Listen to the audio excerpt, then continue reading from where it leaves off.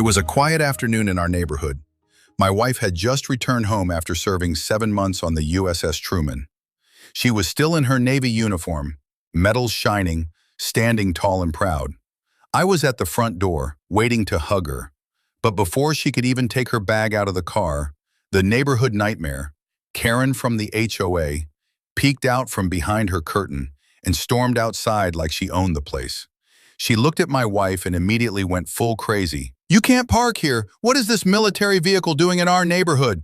she yelled, pointing at our regular family SUV with a simple Navy sticker on it. My wife calmly responded, "Ma'am, I just got back from deployment. This is my house."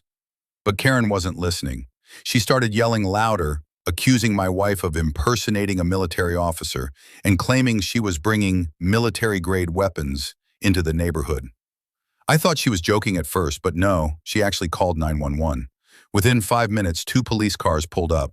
I was nervous, not because we did anything wrong, but because of how ridiculous things can spiral when you have an unhinged neighbor. The officers approached cautiously until they saw my wife. They immediately paused.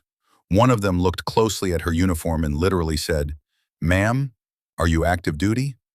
My wife simply nodded and handed over her ID. What happened next stunned Karen. The officer turned around, looked at her and said, "Ma'am, do you realize filing a false report is a crime?"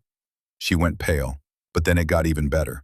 The second officer turned to my wife and asked, "Lieutenant Commander, do you have any orders for us?" I laughed out loud. Karen's jaw nearly hit the floor. Turns out both officers were former Navy themselves.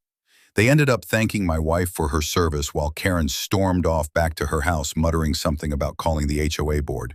Needless to say, she didn't call again.